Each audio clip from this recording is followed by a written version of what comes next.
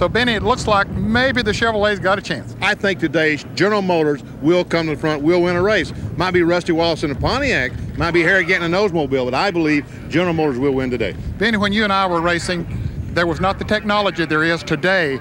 You had a lot of concerns coming in here at Martinsville about the car. Well, a lot of concerns, not only physically on the drivers, but mechanically, the brakes, the rear end, the engines. But Ned, I think technology today has caught up with Martinsville. In row number 9, in number 15, Benny Parsons. Meanwhile, Benny Parsons, Harry Gant have all closed in on Cale Yarborough and what is shaping up as a dandy of a battle for the lead. That interval that had been rather convincing before for Yarborough in the 27 has evaporated. Harry Gant in the number 12, 15 for Benny Parsons. They'll move by race traffic of Bobby Wawak. It's a beautiful day in Alabama. Here is the starting lineup for the Winston 500. On the front row, Benny Parsons from Ellerby, North Carolina in the Stacy Pontiac. Qualified at over 200 miles an hour. Many drivers capable of winning this race, and we'll see speeds well in excess of 200 miles an hour. We'll see drafting, we'll see slingshotting, and right now we see the green flag as the Winston 500 from Talladega, Alabama is underway. Bob, we've visited a lot of racetracks on ESPN television the last couple of years, but I'll tell you, there is no roar greater in all of automobile racing than the start of a race at Talladega. They are 2, 3, 4, and even 5 rows wide as they come out of turn 2 and go down the long backstretch. And it's basically a side-by-side competition. They're pretty much the way they started down the backstretch, with Parsons on the inside, Darrell Waltrip on the outside of the front row, and Ricky Rudd and Terry Labonte in the second row, still side by side through turn number 4. Coming off 33-degree banking onto the tri-oval that's banked 18 degrees in front of the over 100,000 people gathered here to watch this tremendous competition. It is going to be Benny Parsons who leads just slightly. No, maybe Darrell Waltrip by a bumper leads lap number 1 again into turn number 1. It's still Parsons and Waltrip running side by side. Bob, one of the most incredible first laps in the history of automobile racing. It looks like they're getting ready for the start. The lead draft is about 25 cars long. When Gerald Ehrenberg, who's the executive director of the American Police Hall of Fame and Museum in Miami, Florida, let me know they're going to dedicate the museum this weekend, and folks, May 15th is Police Memorial Day, I decided to exhibit some of the police hats I received this year. First of all, Trooper Myers, the Tennessee State Trooper, sent in that hat. Detective John Gibson of the Los Angeles Police Department sent in this hat, and Officer Jerry Huss of the Huntington Beach Police Department sent in this hat. He also sent in the Cop Bowl hat. The Orange County Police and the Sheriff's Department has a football game each year trying to raise some money from charity. Also, we got to mention the Alabama State Trooper hat worn by Officer Andrew Johnson. Andrew says we can't have that hat. We got to take him with him, and folks, he eats too much. We don't want Andrew to go along with the deal. The hats are going to Germantown, New York. June the 1st, Germantown Central School. They're going to have an auction trying to raise some money to buy new ambulance for the Southern Columbia County Rescue Squad. Also, next Sunday, May 13th, the American Legion Post 206 is having a Racing Fans Appreciation Day in High Point, North Carolina, American Legion Post 206. So go by and see the hats in High Point and Germantown, New York. If I were you, I wouldn't exceed the speed limit on the way back to the hotel tonight and take a chance on getting picked up by the Alabama State Police. You know, for years, the featured crash at the International Motorsports Hall of Fame has been Phil Parsons' Pontiac that he crashed in the Winston 500 in 1983. And Ned, there's just nothing left, is there? No, there really isn't. And Benny, you were driving in that race that day. How did it feel? You come around and see your brother's car in this kind of condition. That is the worst day I've ever had to race in my life. I was screaming on the radio to the crew, get me a relief driver so I can go tend to Phil's knees, because I knew he was going to have a lot of needs. But fortunately, he only had a broken shoulder blade. They assured me that he was okay, and I finished the race. Well, now there's a new attraction here at the International Motorsports Hall of Fame. Now this is the featured attraction at the International Motorsports Hall of Fame. The car Michael Waltrip crashed at Bristol about a month ago. Man, unbelievable. You ever seen like this? No, I haven't, Benny. And the man walked away from it and then drove in a 500-lap race at Bristol the very next day after that. You know, they just brought this car here this week, and Michael had to come by and take a look at it. Now look at this thing. Now let's just step back and look. See, the seat's going one way, the steering wheel's going another way. How did you... Pretty tough to drive that way, isn't it? Yeah, maybe that's why I wrecked. I couldn't reach the steering wheel. It's going in the wrong direction. But, you know, my seat stayed secured in the frame rail, in the only frame rail, really, that stayed. as a part of the back of the car. This part went that way, and the back went this way. And you know, you can look at it however you want. The car was built the way it was supposed to, but they're not supposed to rip apart like that when they crash. And that was just a violent crash. And you know, I just thank the Lord every night I go to bed that I'm alive and able to continue racing.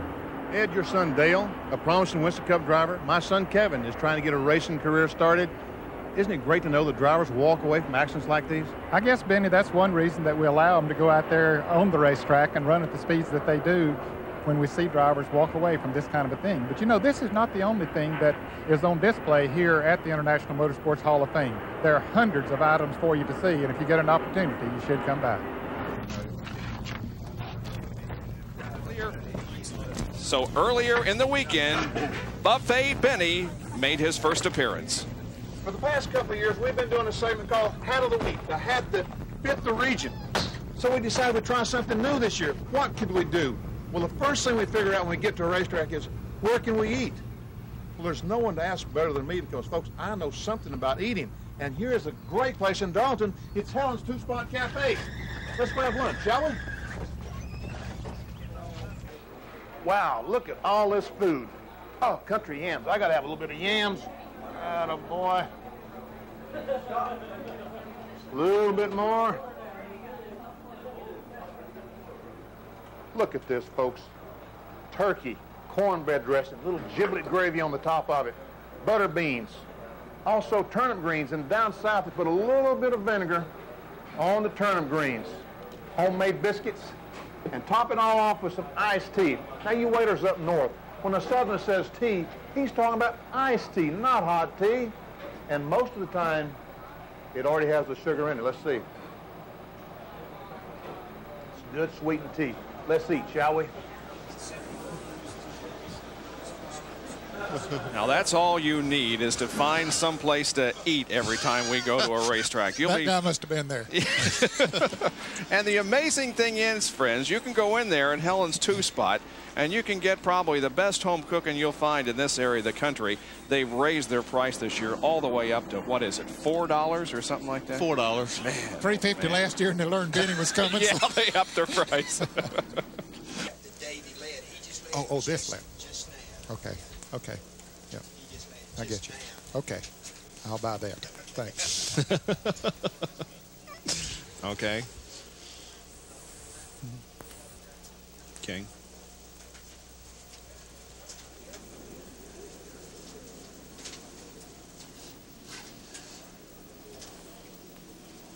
Back at Pocono International Raceway, and you can see the race fans here at Pocono know of Mr. Parsons' love for food. Had the pleasure of eating with Benny last night, as he had about 4 of those grilled hamburgers that were prepared by the Miller Genuine Draft people. Let's see what in the world Benny has in store this week in this edition of Buffet Benny. I came down to Village Square restaurant today for lunch. I hurried through my salad. I half-ate my entree because look what was waiting. Look what a dessert bar. All these pies and cakes baked by Honey Bach, who's 76 years old, lives right down the road.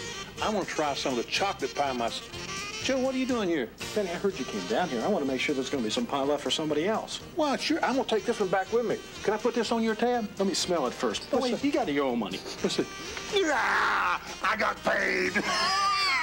Paybacks, Benny. Paybacks. I got to go to work, Joe. Don't be doing that to me, Joe. It helps.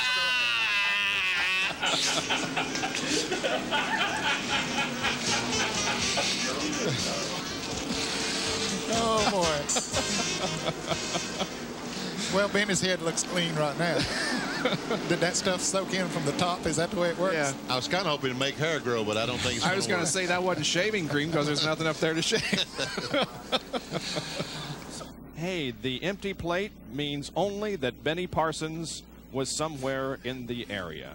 And ladies and gentlemen, you have seen many Buffet Bennies before this year, but you have never seen one like this one. Watch this.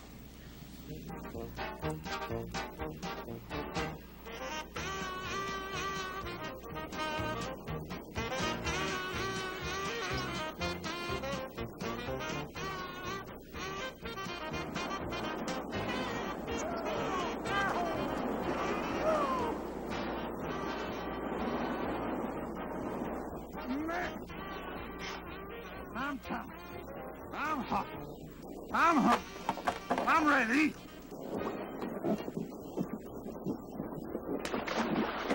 Man. What?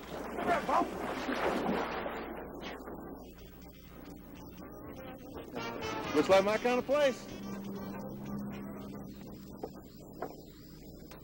Hi. You made it, huh? Yes. Wow. Southern hospitality. News travels fast on the river, doesn't it? Well, it certainly does. What we eating here? Well, we've got all kinds of stuff for you here. We've got, what you're eating here is beef enchiladas with refried beans and rice. We've got nachos here, beef nachos. I've heard of those. Yeah. Those little green things are fun. We've got chili con queso here at the cheese dip. Dip your chips in. This is a beef chimichanga. And then over here. Never mind. Dennis want to eat? Hey, it's been a long paddle, you know. Enjoy. Well, maybe this is going to give us enough energy to get down the river. And thank you, Chucky Trading Company, for a wonderful lunch. It was delicious. One last bite. Shall we go, Dennis? I think it's about that time. Boy, was that good. I'm ready to go again now. Oh, wait. Sorry, buddy, I'm ready now.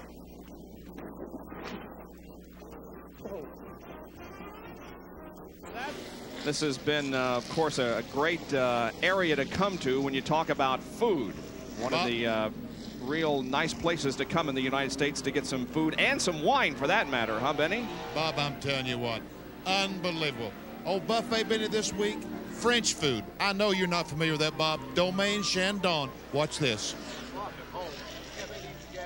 No, we don't have anything down there, but I had a friend invite me out for lunch.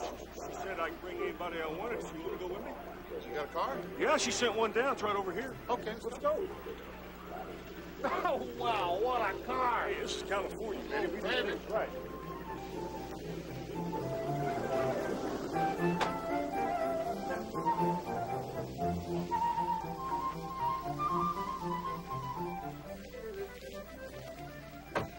I bet this is going to beat the hot dogs to the racetrack. Sure will. Hey, here comes Diane. Hey, man, we made it. We made it. Benny Parsons, Diane Soul. Hi, Diane. Diane? Welcome to Domaine Chandon. Thank you. Bill, thanks for lunch. This is fantastic, but I'm just a country boy from Elvin, North Carolina. What can you do all this? Well, we have a great country boy from Champagne in France who's our chef. Let's bring him on and he'll tell us exactly what everything is. Okay. Philippe? All right, Philippe. Hi. What is this? This is a quail. What we do on this quail is an old-time favorite from the south of France. Normally they do it with little tiny birds, but here, you know, everything is a little bit bigger, so we use quail. Oh my goodness. So much for the diet.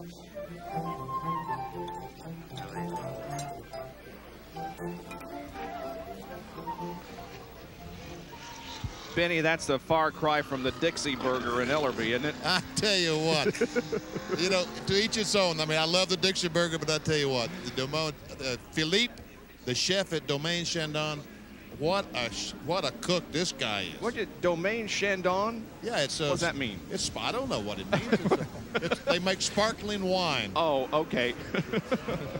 Well, anyway, it looked good.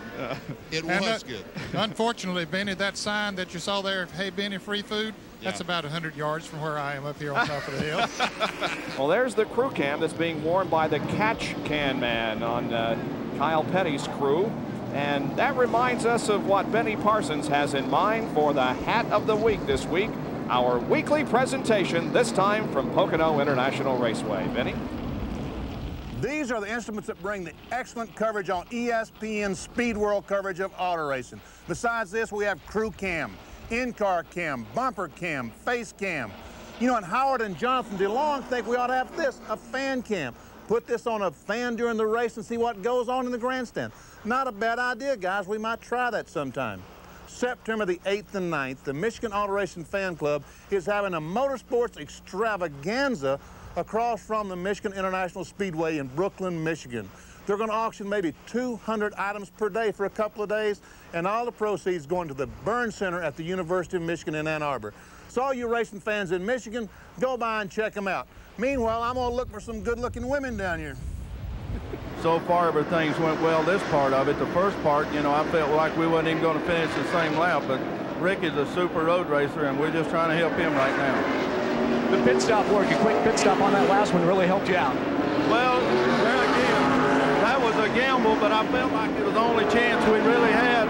And, you know, we need to win, and that's what we're trying to do. Charles, you okay? Yeah, I'm fine. What happened, you know? That guy just came in there and took me out, I don't know. Hut Strickland just came in and hit him, he said. Let's go down and check with Hut Strickland. He is doing a super job on the road course today. Hey, Bob, I tell you what, I think I'm going to go to a different spot. I've watched these cars go by here long enough. I'm going to get a different view. Check with you. Well, be careful climbing down that ladder now, because you're not as young as you used to be, and we're all concerned about you, so be careful, climb down. Benny's going to go down to turn number 7. That's a good place for him, because it's very, very possible that, that away.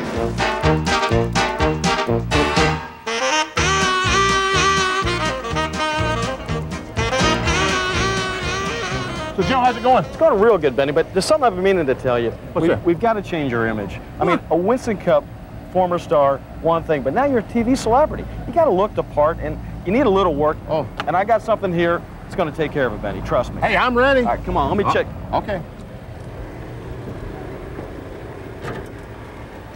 Benny, this is going to take a lot of work and constant attention, so I got your Winnebago motorhome to follow you anywhere you want to go, and Corinne, your own personal stylist. Oh my God, it's Benny Parsons. Well, hi. Hi, welcome. What can I do for you? Make me look like that. Like that? Yes. What do you think? Sure. Is this the chair? Sit right down there. Okay. Get right to work. Okay. How you doing? Great. You a race fan? Oh yeah, I love the races. Good. Okay, let's go. Benny? Hi, how you doing? Great. Joe sent me. How can I be of service to you today? I got a little crick in my neck. Can you fix me up? Sure, sure. I'm the staff masseuse. Oh, you are? Yes. Oh. How's that? That's wonderful. Wonderful. Ah, feels good. Joe said you were in the mood for a little scalp massage here too today. Yeah, right. How's that? Jiggins eats your heart out, huh? That's wonderful. You disgust me, Parsons. I tell you what, my next contract with ESPN is going to include a Bob's World.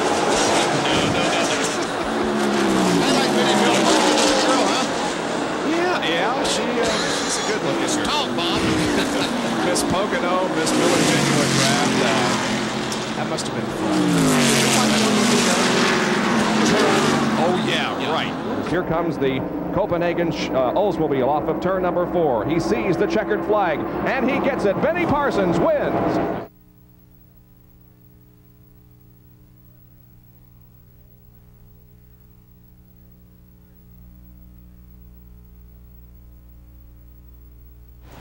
Well, welcome back to Martinsville Speedway in Virginia, where it is raining. Nice and cozy and warm and close up here in the booth. It's dry anyway. That's right. There's no place probably more depressing in the world, Ned, than a racetrack when it rains. Oh, that's the truth, Bob. You know, it's depressing not only for the drivers, the competitors, the officials, and everybody involved, but also for the fans. You know, they came here geared up, ready to start this race at about 12:45 today, and now they know there is going to be a delay, but they'll stick around and plan on getting it in later on. They'll be here when the green flag does drop, if it drops this afternoon. What? We won't talk about it. Well, let's talk about the pole sitter. We talked to the outside. Let's talk about our double-breasted. We can get a deal for these guys, folks. Bob and I, we buy them by the dozen, so we can get special on Blue Blazers this week. Look at it, check this tie. Well, I tell you, you guys are decked out. I couldn't quite afford that double breast. It takes extra fabric for that, but you can get a deal, huh? Yeah, we can get a deal. But I got to tell a guy in Buffalo, New York, who gave me this tie last January. Are you still wearing that thing? Yeah. It's great. Look at the checkered flag in the wheels. It's very nice. Anyway, now what about Kyle Petty? All right. They can do Benny Jacks. Okay, there you go. Keep going. Go. Well, we're back at Martinsville. This is Bob Jenkins. I'm the only one in good enough shape that I'm not having to do these exercises along with Jake. I've got Ned doing them now. What about in the garage area, Doc? What's going on? Well, we're working on some bodies out here. We've got body by Sterling, body by Ernie, and body by Mike. Okay, guys, let's switch it up a little bit here. They're posing and they're flexing now, getting ready to flex their muscles here in the pits, and hopefully later on the racetrack. We're having bodies by Jake, bodies by Benny, and Benny's size. These guys down here are having fun getting ready to race, and hey, what a better crew to be around. Let's go back upstairs. What do you think, guys? Are we ready to go back to the exercise? Please, let's go racing. More body by Jake. It's still raining here at Martinsville. We'll keep you updated. So go buy, have dinner, and bid lots of money on the hat. Oh, look out. Yeah. Boy, you'd love to get your arms around me, wouldn't you, girl, huh? You ready? Yeah. Oh, stand still. Debo, stand still. Try to get off now. Okay. I didn't get off, I fell off. These folks are in line for a driver, a race.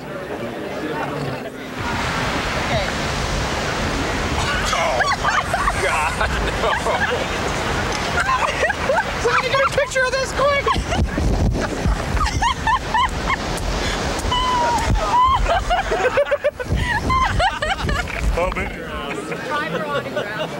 Everybody laugh at me, okay. You ready? Yeah. What are you doing?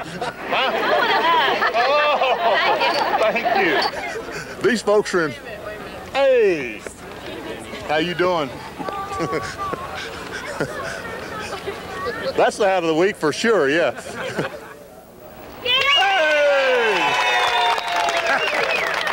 Well, we put to rest Benny's hat of the week after the 1990 season, but he wore it well. Coming up in 1991, Buffet Benny. Now, what in the world is that going to be about? Boy, now, I don't know, but it certainly will be interesting. That'll be enough just to want you to tune in to ESPN in 1991, regardless of how good racing we have. You're not too good with animals, are you? That tiger and the horse were a little bit too much. A little more I could stand.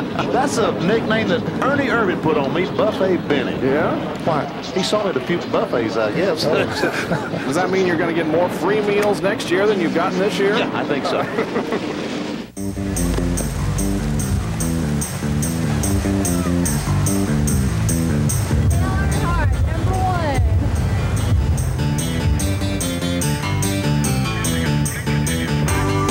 Jenkins. He's always missing all the fun. Oh, Daytona. I love Daytona. Benny, he said something about going over to the Winston Tower. No, not you, Bob Jenkins. Yeah, he's okay. Well, now, what'd you say? Where are those guys? They probably think they're still on vacation. Boy, I love vacation. Where's John? Hey, John, you using that special worm I gave you? Yeah, great, Ned. Yeah, you know, maybe Benny can do something with this. Well, knowing Benny, he's probably out eating somewhere.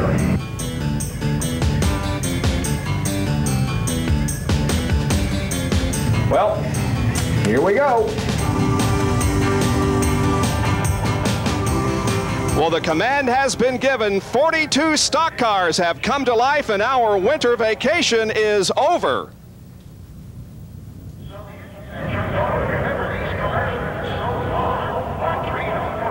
One of the most dramatic moments in all of automobile racing, the start of a race at Darlington. The pace car is still on the racetrack, but we expect it to dive into the pit area, and there it goes.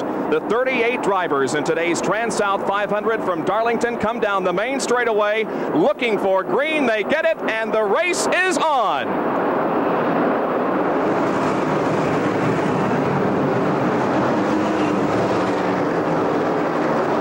Parsons in car number 55 jumps out into the lead at the start of the race. He comes off of turn number 2 and gets sideways, and Benny almost loses it coming off of turn number 2. He loses several positions, and Ricky Rudd now moves into the lead. The fewer cars you'll have to pass. There's a crash on pit road. Benny Parsons swerved into Dick Brooks. Brooks' car misses the wall by inches. He's heading for the infield fence. and the spectators. Brooks hits head on, but stops short of the infield crowd. Others in this race include Winston Cup and ESPN color commentator Benny Parsons and Patty Moise. Benny, in his first Kelly race, was third, his best finish since winning the Atlanta Invitational. He and his brother Phil will compete in GTO at Watkins Glen this weekend.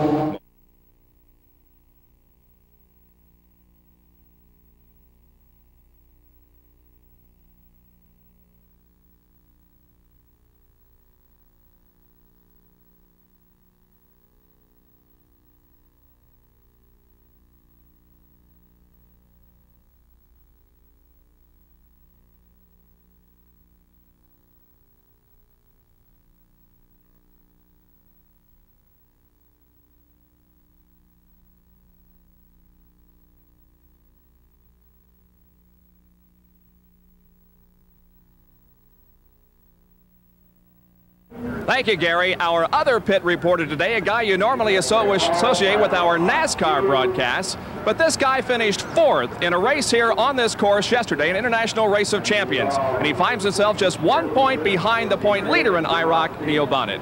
Here from Ellerbe, North Carolina, a former Winston Cup champion, Benny Parsons. Thank you very much, Bob Jenkins. I'm in the Skull Bandit pit of Teo Fabi. This is the last race for Teo. He has decided to go back to Europe and concentrate on Formula One racing. I have with me the crew chief on the Skull Bandit, Barry Green, who last year was the crew chief of the year in both kart and USAC racing. Barry, is there any word on who the driver is going to be to replace Teo? Well, Benny, right now I can't say. There are 2 or 3 drivers that the Forsyths are talking to. The final decision will be made by them. So in 2 weeks you run the Michigan 500. A decision has to be made fairly soon, doesn't it? Yeah, I think they're going to be involved in some heavy meetings in the next day or 2. Will there be a testing session for the new driver, or is he going to go to Michigan cold? No, we'd like to do 1 test session. Unfortunately, we're short of 1 car at the moment too, so we're just down to 1 car. Hopefully we'll have 2 together by Michigan, but we would like to get out for 1 day's testing. I tell you, there's going to be a lot of drivers trying to get in this car because over the last couple of years, it's proven to be one of the fastest cars. Bob Jenkins, back to you.